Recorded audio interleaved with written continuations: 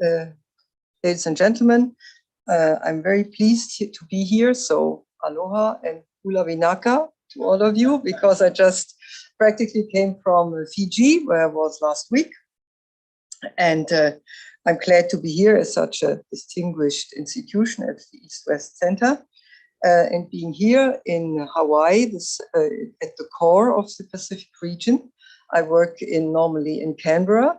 And so it's good to see also, to have a view from a different perspective, a different geographic viewpoint.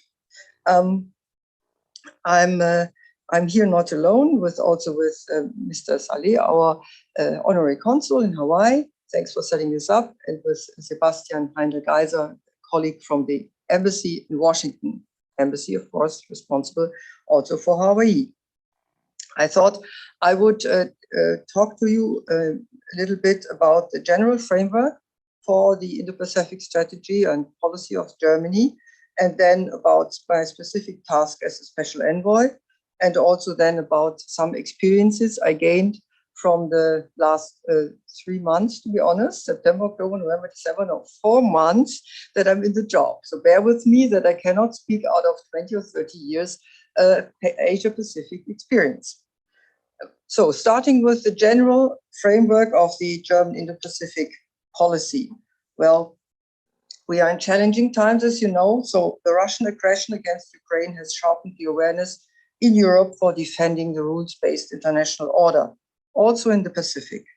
And China's economic, political, and military rise is a main driver also for this event. The strategic challenges we are facing are of different dimensions as regards location and time. So we have to face the immediate challenge of Russia's war in Ukraine and long-term challenges as China. But in our view, the rules-based international order is under pressure from both sides, in both Europe and in the Indo-Pacific. And we need to face those two challenges now and at the same time. This key challenge is to be addressed in Germany's first ever national security strategy, which is currently in the process of being drafted. And we, as a main message, is Germany and the EU, we remain committed and engaged in the Indo-Pacific. It's necessary to adopt existing strategies and draft new policy where suitable. At the regional level, I'm just mentioning the EU strategic compass, and at the national level, where Germany is about to draft China's strategy, and as I said, also the new strategic framework. And I refer especially to the policy guidelines for the Indo-Pacific that Germany adopted in 2020, where it was quite advanced, or at least timely advanced before others in doing this. EU, France, others followed.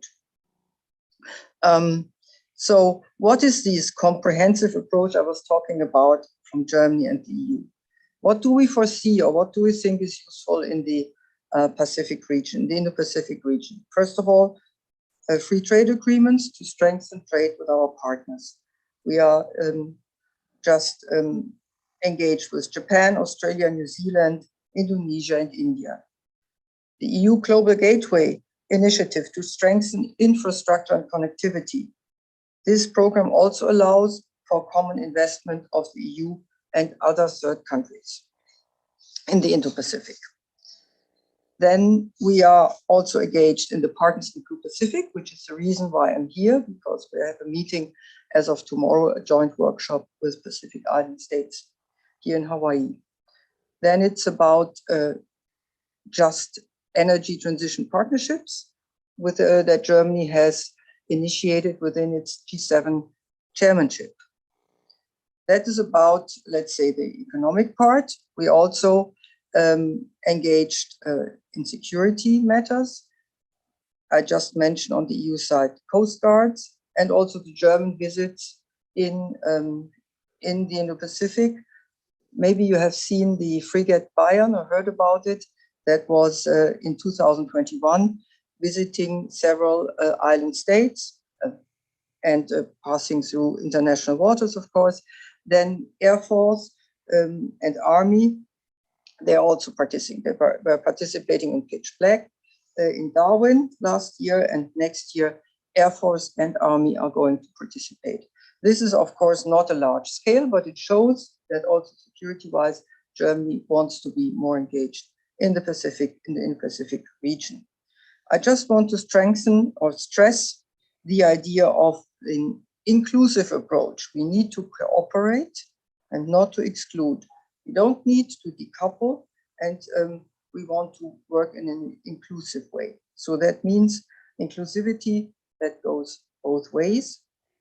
Germany, as an exporting nation, as you know, with our territories or large historic footprint in this region, wants to maintain access to Indo-Pacific, wants to secure its trading routes as an export nation, and to contribute to stability in and for the region. And Germany is open to all partners and willing to cooperate, inclusive China. So this is the overall framework of our engagement in the Indo-Pacific. But now, second part of my statement, looking a bit further into the Pacific Island states. That is my mission. I'm responsible for the relations with 13 Pacific Island states. I'm not, that's now for the experts, I'm not accredited ambassador to these island states, but I'm a roving ambassador. You can say why? Yes, because it takes time to get appointments, to hand over your credentials in the Pacific Island states and everywhere else. So they thought it's better to just be able to go once the governments are ready to receive me. So that's why I did this, and I traveled 5 island states, and after being here in Hawaii, hopefully I can go to Nauru and then also to RMI and FSM, so the Northern Pacific states.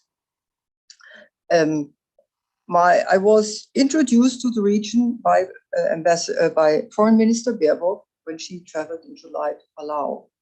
And she said, well, I would love to come to all 13, but that's a bit difficult given the international situation. So she wanted to have someone to travel on her behalf, to listen, to understand better, and to learn about Pacific Island states.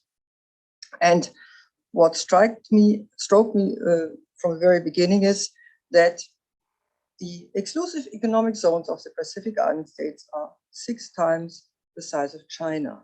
So they may be, in our view, small island states, but they are big ocean states. That's what I was told when talking to them. And that is something that distinguishes them from others.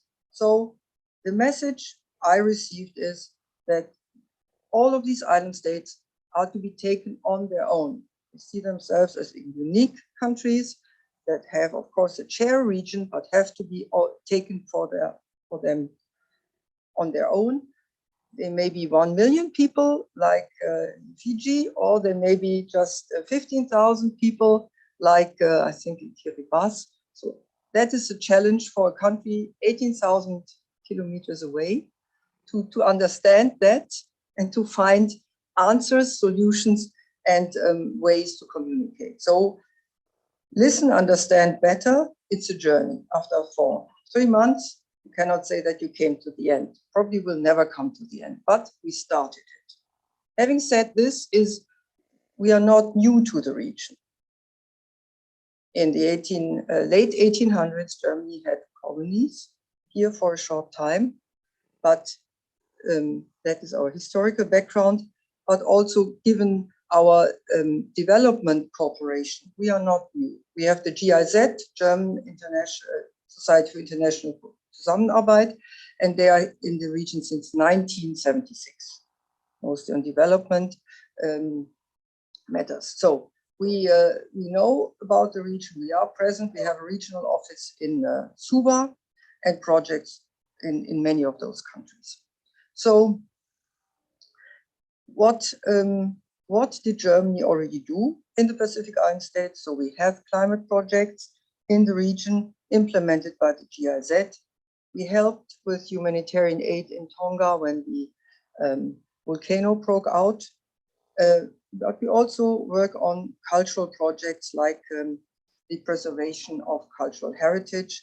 Just to mention as one, we have the German Archaeological Institute, And in Palau, they were working on burial mounds, also that are quite important in this area. So to preserve them and to understand better.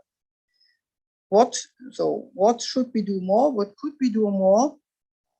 I think the added value that Germany brings is our strong engagement in multilateral fora, especially as regards climate change, COP27, where also our State Secretary, Jennifer Morgan, formerly working for Greenpeace Germany, was very instrumental in bringing about a loss and damage progress that was achieved there, and Minister Baerbock and other ministers, even the Chancellor, went there to push things forward. We had COP15 in Montreal on biodiversity. So I think what Germany can add in the first place is its strong engagement in multilateral fora for issues that are also dear to the Pacific Island states that are endangered by sea level rise and climate change.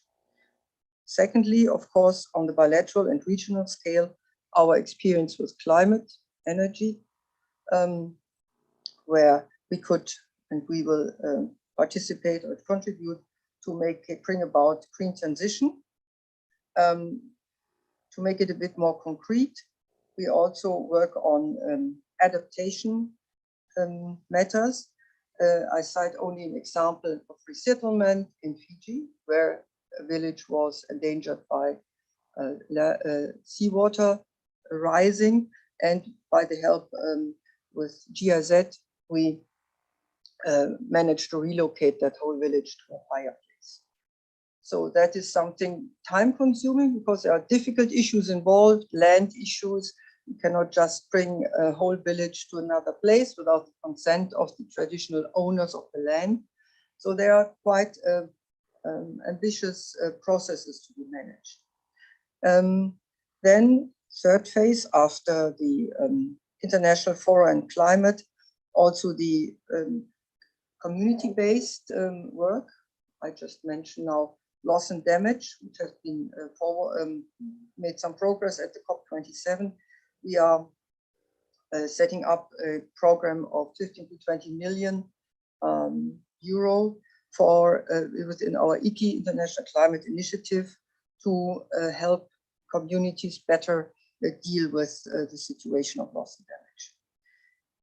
So when that's the status quo, looking at what could be done more, where should we also see our limits? Because as I said, so far away, not having the ambition to become a Pacific power, what can we do?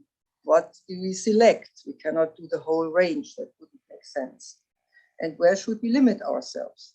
So when we talk about big infrastructure projects, building airports, building highways, that is something where probably Germany would not go alone and go on this, follow this track, but we would engage with others, and be it by financing or making a part of it. So, and engaging with others who have more knowledge in the region, so with like-minded partners. That's the reason why Germany also joined the Partners in the Blue Pacific Initiative in September 22 in New York, when Foreign Minister Biden was also there. So the reason for joining these initiatives is that the goal of better coordination of donors is, I think, of central importance. Because when it struck me when I came to a small island, they said we have 9 diplomats working in the foreign ministry. 9 diplomats, imagine all the other countries, Australia, New Zealand, US, France, Great Britain, the Germans, they all come to these islands now and say, we want to help. Meeting 9 diplomats in the foreign ministry. So there is an urgent need also for us to better know about what we do and to better coordinate.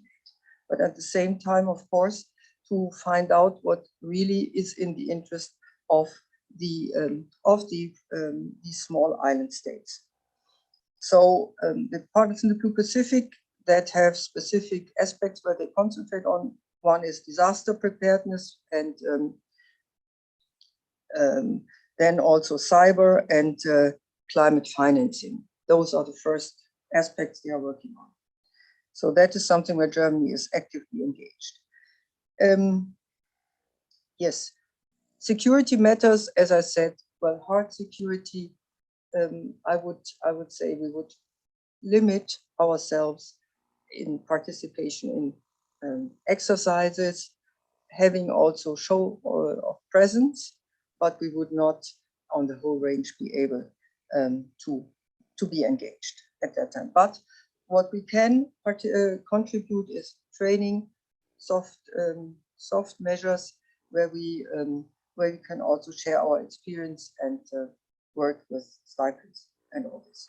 So, having said this, general framework, my job, and then also some aspects what we do and where we see perhaps some limitations in what we can do. I explained. I hope you got a bit of an idea what Germany is about to do and has done. I'm happy to answer any questions and we look forward to our discussion. Thank you very much.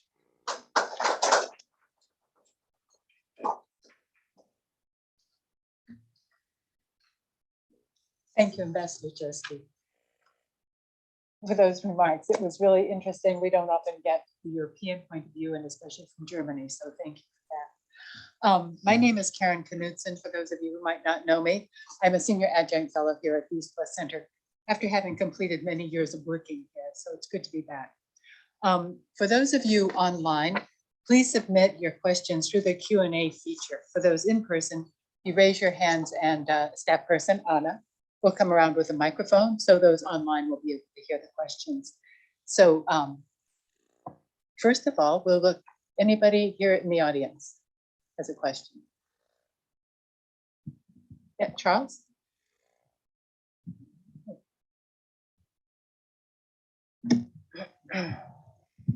Madam Ambassador, sorry to be the first to ask a question, but I didn't see any other hands go up. So my question really is how your initiatives are resourced. We know that Germany closed its embassy in PNG, and I think it has no other missions in the region now. So would you have, do you anticipate over the coming years more resources both for diplomatic representatives and for the GEZ? And secondly, I guess, related to that is how the challenges to the rules-based order in Europe are affecting your outlook for resources in the near and medium future. Thank you.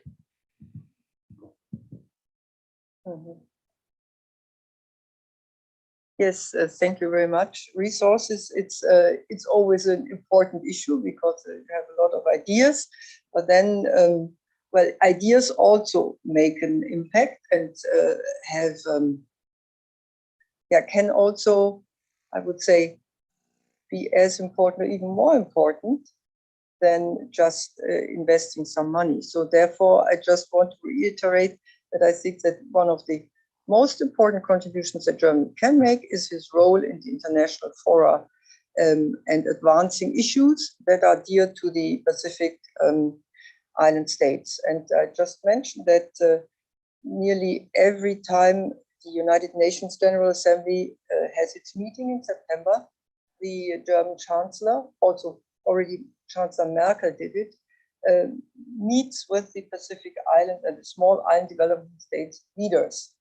So that is something that's important to meet, but also to advance their positions in the international forum. I mentioned COP27, I mentioned COP15, and I mean, the loss and damage issue is something that's very dear to them. So that shouldn't be underestimated when you use political influence to advance issues that are very dear to the Pacific Island states.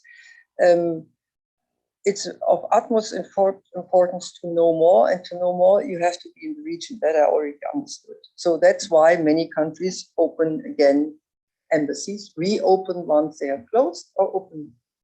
We are also there to open an embassy in Suva in Fiji, which should happen this year, because there are regional initiatives the PIF, the Pacific Island Forum, the Secretariat of the Pacific Community are there.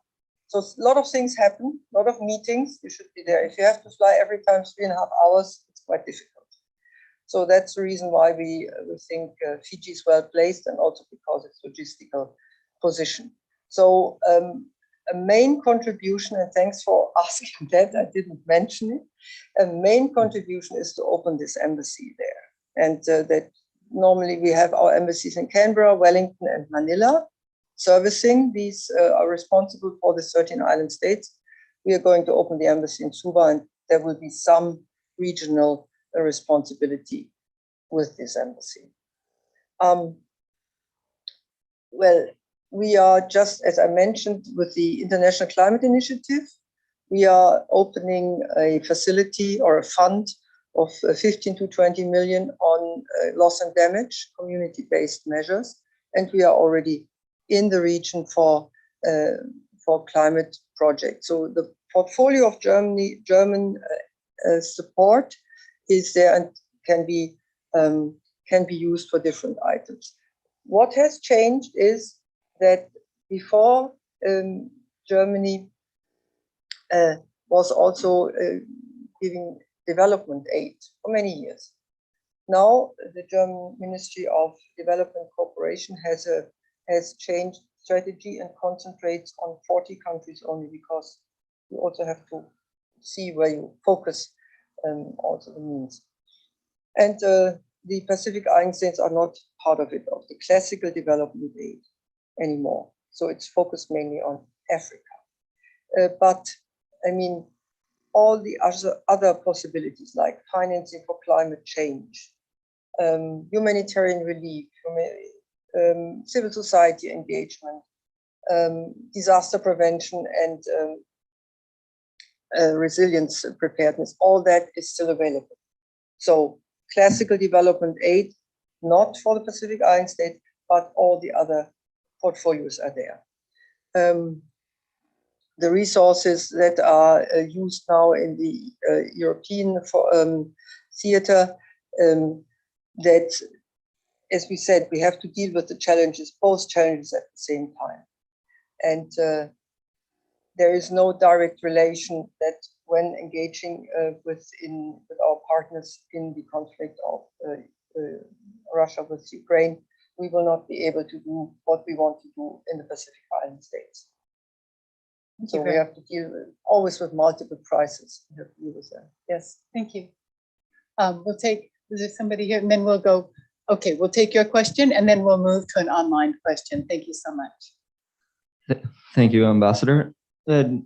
Briefly, you mentioned about and participation in the Pacific with regards to security and training. Could you go a bit more into that? Is it the specific, like the Bundeswehr is engaging with certain countries is to help them and fill in the gaps with to protect trade routes and the sort?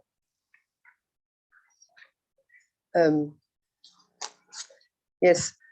So basically, the cooperation or the engagement of the Bundeswehr at that stage is with exercises and participate in trainings. So I mentioned the Navy, which had a visit of the frigate Bayern in 2021 that holds several points of call at harbors, and then also we sent 6 Eurofighters to participate in Pitch Black in Darwin, and this engagement is going to continue next year again, or this year again. Navy will send a ship, and also there will be engagement from the Army in the exercises in the region, also in Australia. So, as I also said, given the large distances, so it's basically showing the engagement of Germany. And I'm not being a military and security expert, but I heard from many places that the positive reaction to having sent the frigate around in the area that shows that Germany also pays attention to the situation in the Pacific islands or in the Pacific region. So that is basically what we are going to do, and we are participating, of course, with all our partners in the, when it comes to NATO strategic discussions. Germany, in the usual way of being integrated in these systems, participates. And you asked about the Bundeswehr, but also let's talk about coastal guards. There's also discussions going on and participation in the EU Primario surveillance program. So Germany, being integrated in the EU, participates also there. Thank you very much. From Jared Zanita, locally here, is what role is Germany seeking for the Asian Development Bank in Germany's development activities in the Pacific? Wherever I go, I meet with representatives from the Asian Development Bank, and Germany also being present in the structures of the Asian Development Bank. We rely on their expertise. We know that they're very well engaged in the region, and well, we look for possibilities to stronger engage the multilateral financial institutions when it comes to projects. But as I said, we are on a journey, and this journey will come to the point of financing once we discussed with the governments and found interesting and good projects. So we were at that stage, we rely on the expertise, we talk to them in the Asia Development Bank. But let's say the challenge at the moment is, as I see it, that there are many players now revitalizing their relations. Many players go there and many offers are there. But we have to fit it with the reactions from the region. And once we find good projects, then I think it's not so much a problem of resources and to find understanding and financing. In that stage, we will certainly also talk to ADB, as we have already talked with the European Investment Bank. That is also a player that might be ready to be engaged in the region. And I just mentioned also the EU Global Gateway, which is an initiative that especially is also looking at big projects, infrastructure projects. And there, the German position is that we should have at least a project, a flagship project in Global Gateway targeted for the Pacific Island states. We are not there yet, but that is at least a proposal from our side. Thank you very much. We have one more question online, and this is from Dr. Wesley Morgan at Griffith University. And it's, Australia has signaled it would like to host the United Nations climate talks with Pacific Island states in 2026. It has been reported that Germany supports this bid for a Pacific COP. What would Germany like to see from a Pacific COP? Most pointedly, what level of ambition is expected from Australia? You've only been there for a few months, but what can you mention on behalf of Australia? Yes. Well, of course, when I traveled in, thank you for that question. And when I traveled in the region, I of course saw that Australia is a very strong partner and very present with diplomatic missions and policy-wise, and being able also to provide support and also security. When I was at the airfield in Suva in the early morning, I have to admit, before to take the plane back to Australia, I saw an Australian government plane there. And when I asked, so what is that?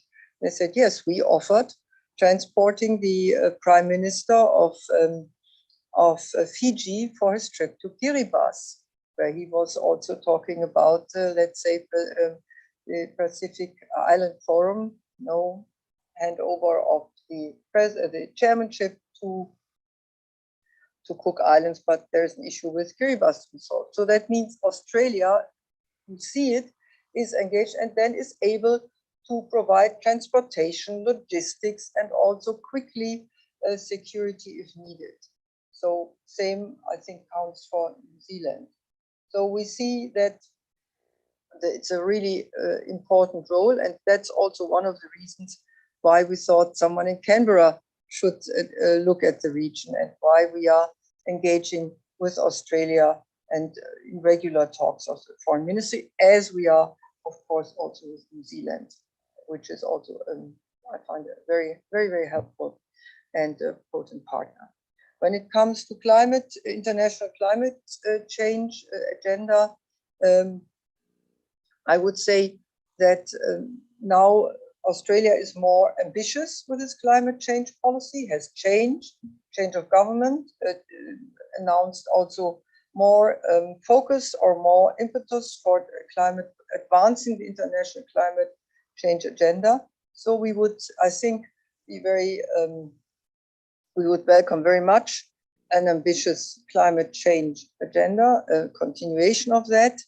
And I'm quite confident that that we are in good contact. I mentioned Jennifer Morgan being our state secretary, who has already plans also to come to Australia and to advance these things. So, and when it regards Pacific Island states, I think it's a very vocal and a very credible host for a COP, because they are affected the most and they are the least responsible for these developments, as they always tell us. So a very credible actor for advocating change when when you are affected as a country, it makes you also very energetic and I think also credible. So I think this is a good possibility, and with let's say with our experience in mediating also on the international fora, I think this, we will also support. Thank you so much. Do we have any other questions from the audience? Yeah, yes, Ben Riley from Australia. From Australia, but I won't ask about Australia, Ambassador. I want to ask, it's how do I put this? It's great to see Germany re-engaging in the Pacific, and great to hear about your embassy opening in Fiji. I think one of the criticisms you hear of Germany's role internationally is that it can be very ambivalent. Like you mentioned China and the big export market that Germany has, and the sort of, there is a critique of Germany that maybe it could be a little bit less trying to balance its interests and a little bit clearer in terms of where it stands. There's also, of course, a current debate about your apparently fabulous tanks that you're not, you don't want to give to Ukraine. So could I put those critiques to you and just see if you have any reaction? Thank you, Ben. I mean, you talked about ambivalent position. I think that the international questions at hand are very, very nuanced and difficult to solve. So the very easy answer would be to have a very strong and a strong message in one direction without any doubts and without any differentiation. But you also, on the other hand, our experience is that it's important to look at the desired outcome. And so in our view, of course, the dialogue is of utmost importance. So you have to be able to talk to even controversial or adversaries or competitors. So that is why the reason why all German chancellors, Merkel, at least the last ones, and also Scholz, Chancellor Scholz, are very much engaged to keep the dialogue channel open. They're talking, of course, with Putin, making very clear in these conversations at the appropriate way what our message is.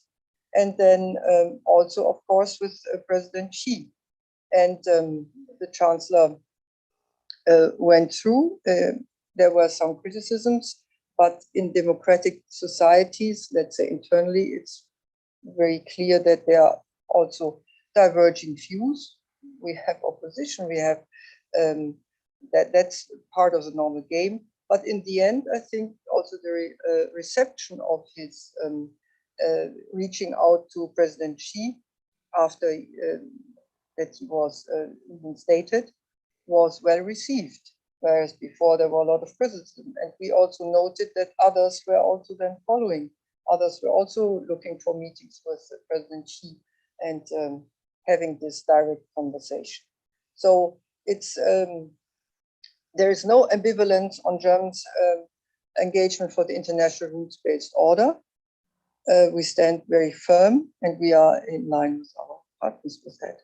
But on the questions how to advance this international rules-based order, I think the general German attitude was to reach out, to discuss, to be always able to discuss, and then it's important what you say behind closed doors, which message you convey. So in that respect, I think that is maybe a nuance in the way you do it, but on the content and on the way of our goals and objectives with China and also Russia, no doubt. Thank you. We have a question online from Norman Barth. Is Germany considering joining either of the two large regional technical organizations, the Pacific Community, the SPC, and the Secretariat of the Pacific Environment Program, SCRAP? Okay, on the SPC, I would say with my long experience of some months that we would not be eligible to become partners of the participant in the SPC because we are not a Pacific country. So, but France, our close partner and very close associate, is partner there. I was actually present at the SPC 75th anniversary meeting in Vanuatu in Port Vila, November, and I was there being part together with the GIZ, who is is a partner of SPC. So I think for the time being, our engagement with SPC is via this channel very good established, very well established. On SPREP, I can only say it's also a crop agency. I'm very much looking forward to go there. It's in Samoa. And I will talk to them and find out what we can do to cooperate more with them. As far as I remember, we are already cooperating via GIZ project-wise. But yeah, I would say yes. Okay, thank you. Is there a question from the audience? I have several more online. This is from Amy de Chapeau Rouge. And I think you touched on this maybe in your remarks, but would the German Navy, like the French and UK Navy, in the future permanently be in the region for security assistance of the islands you observed, New Zealand, Australia, Taiwan? I think we are looking at participation in exercises and then discussing about which next exercise we are going to join. And I mean, when you say exercise, this is quite a lovely, lofty term, but exercise, this is really a big logistical effort. I was told by our military attachés what it meant to bring even these 6 Eurofighters down, how many people were involved, how long it took, how many what a lot of logistics was to be made. So I think the Bundeswehr is looking into always to see where they can join exercises. As I said, what is new now, also the army is going to come this year to participate in an exercise, and the frigate, another frigate will be sent. So that is basically the scope of engagement we are looking at. Thank you. There's nothing in the audience here. Again, another online question from Roseanne Guerin. How will Germany convince China that its increased engagement in the Indo-Pacific region is not an indication that Berlin now perceives the country as a threat to Germany's national interests, especially given China's challenges to the liberal world order?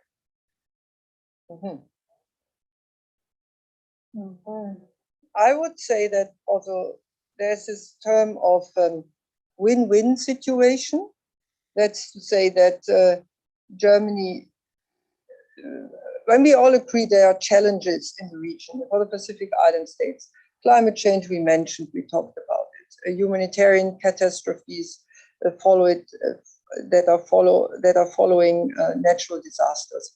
There's a lot of things to be done, and I think that we are not looking at the situation that we would use our engagement in the Pacific Island states as an instrument against China, but we are looking foremost at our Pacific Island partners at the states and ask them what can we do. So in that respect, we are also talking to Chinese embassies. I always try to make an appointment with them. We talked also with Chinese embassy in Canberra, and would look at, are there any initiatives that might fit together or anything that would duplicate, which we should not avoid. So I would, in my position now, with my task, look for opportunities with the Chinese where they think things should be done, and then see that we might cooperate or at least know from each other. That's basically the same approach that we take with other countries. Whenever I travel, I try to see the Japanese. I started with the Koreans right now, and talk to other embassies and see what their main focus is and see where we can add on. Germany, I think, would be the one to add on things rather than have a comprehensive, all-inclusive package that we provide to the region, like other countries like Australia, New Zealand, apparently also now the US is ready to do. So I wouldn't see it as a contradiction, or I wouldn't as something that is impossible to manage with Chinese.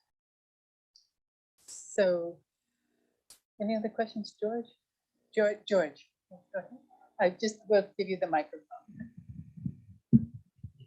You know, Hawaii has a lot of history with Germany, actually, going back to the 19th century.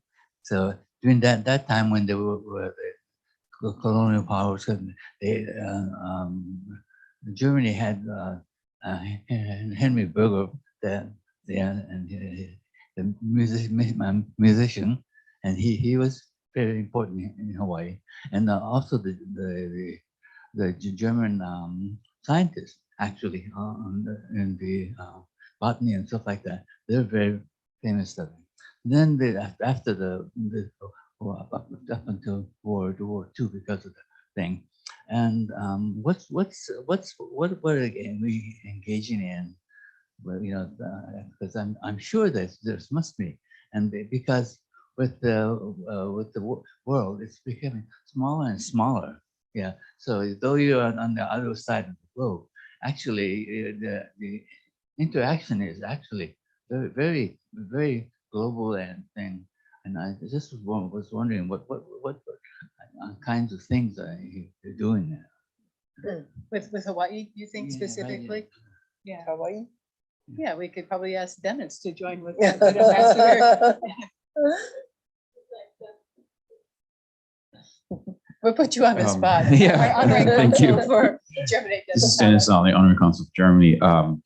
You know, you're absolutely right about the long history that Germany has with Hawaii, and I am here to build a bridge, basically, to that history. I am working on a historic preservation project for some of the remnants of that era. We also have 40,000 Germans coming to Hawaii every year during normal times. And we have about 3,000 or or so German nationals on the island at this time. As far as, you know, if you're thinking about economic exchange or any other type of activity, the distance between us and Germany is really an issue. Strangely enough, back in the 19th century, that was not an issue because the several companies from Bremen and Hamburg were freely moving goods and services and expertise. So I'm not quite sure if we can revive anything in that scope.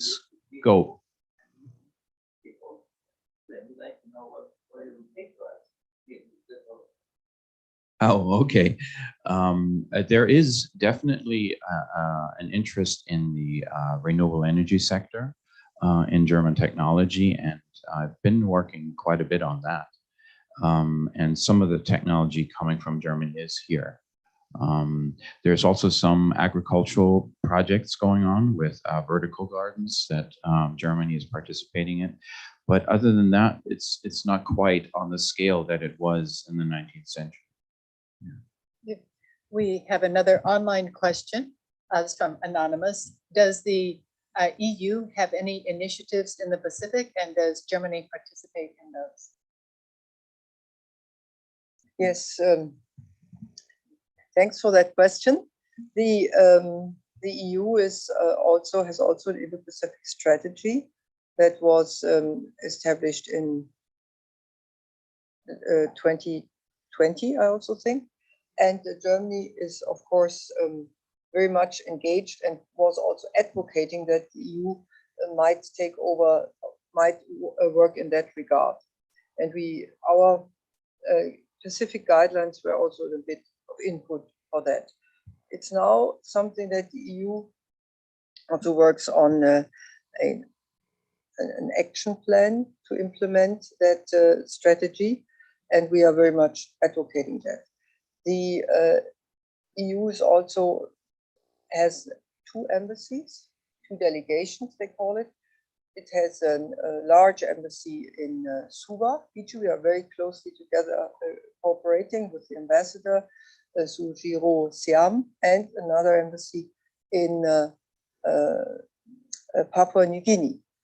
And before, Germany also had to mention that an embassy in Papua New Guinea, we stopped being there, but that was out of security reasons, because it was a bit too dangerous to provide for security at that time.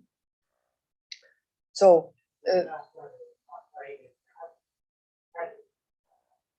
that's true. Yes, that's true. And yeah, so the EU is also a major project implementer since many years, active also in the security field. I mentioned Grimario, and as I said, Global Gateway Initiative, which is an initiative that looks for large projects in the economic field, also infrastructure, where it's possible to partner with certain countries, is also something where they want to make an imprint. So yes, a lot of engagement of the EU. We are very much working together with them, and we are also advocating to do more in the Pacific Island states. So that is something, and we hope also that once we open our embassy in Suva, that there will be more also day-to-day cooperation going on with the EU delegation there. Mm. Yes.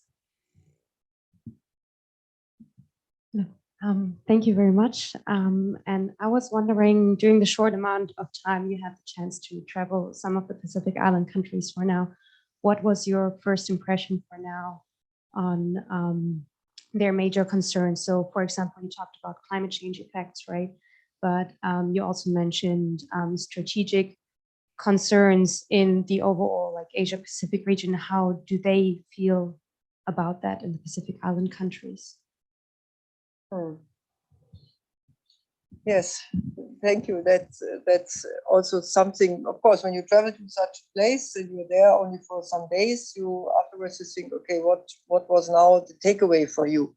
The first and foremost concern is, of course, really climate change, because it affects them. They see sea level rise. Some have islands that vanish, because they are so flat that they even feel it now. So climate change in all its aspects is important to them. Then the combination of climate change with energy transition. That means they are mostly also, many are relying on diesel generators. So that is something, fossil energy, which the governments also want to change. That's an issue, seeing how we can do photovoltaic. And when it comes to the overall picture, I get the impression that they are quite allergic to the idea of being used as some a bargaining chip in the geopolitical competition. So that many of those countries probably don't want to be forced to choose, in the sense of either with or against China, or that they feel confident that they are able to manage both sides, friends to all, enemies to none, as I heard. But this is, of course, also a challenge, because when you have to also in the end see that just economic benefits is maybe a short-sighted view. That in the end, nowhere, I think there is something as free lunch. Also an engagement that at the first sight is for free, or just with a concession loan. Loans have to be paid back eventually. And so in the end, our message is also that they are important partners internationally also. They have votes in this in the United Nations. So the engagement, the common engagement with the international rules-based order and common values, that is something that is core to us, our political message, and where we think that we advocate that, and we are quite encouraged that in our meetings so far, there is a common understanding on that. Mm-hmm. So thank you. I believe we're out of time, Anna. That's right. Thank you. I have a timekeeper over there. So Ambassador, thank you so very much. Mm-hmm. I don't know if you have any last words you'd like to say, or just anything to wrap up. Well, this was the first time that I'm in such a setting, in this position. I did it before on other issues where I feel still a bit more comfortable. So thank you for being so friendly with me, listening to me. It was interesting to learn from your questions. I hope maybe to come back sometime with a more inside knowledge to share with you. Thanks so much for your patience. Thanks for having me and giving me the opportunity to talk. You were great, and we are a Pacific island, so I hope we will be in your itinerary, and we'll always want to welcome you, Pleasure. hopefully in this kind of setting. So help me thank you.